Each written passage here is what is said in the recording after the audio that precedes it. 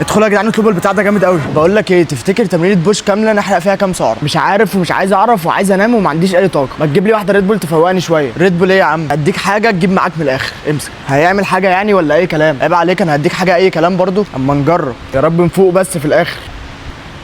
يلا اقول لك على التمرينه. بص، اول تمرينه هنبدا بيها هنلعب بار فلات. يلا بينا. طب استنى، طيب ادخل معاك. يلا خلصت، قول لي ايه اللي بعده بسرعه. يلا. تاني تمرينه انكلاين على الكيبل. يا ابني استناني، انا لسه ما بداتش. ايه، خلصت. اللي بعده. ادخلوا يا جدعان اطلبوا البتاع ده جامد قوي. تلاقيني اعمل لهم منشن، استخدم كود عمر 10 هتاخد خصم 10%. يلا. تالت تمرينه تفتيح على الكيبل سوبر سيت مع متوازي. مش ناوي تستناني برضو؟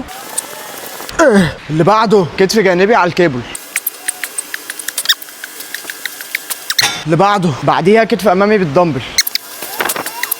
ايه، اطلبوها يا جدعان واستخدموا كود الواد ده وهنيجي منه بفايده. يا ابني استناني طيب.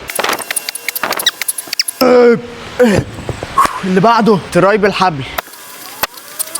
ايه اللي بعده؟ انجز. نفس الحبل اللي كنت بتلعب بيه هتنزله لتحت وتلعب بيه لفوق.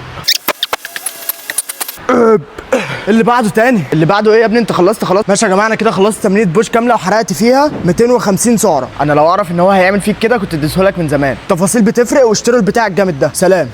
يلا ندخل على تمرينة بول.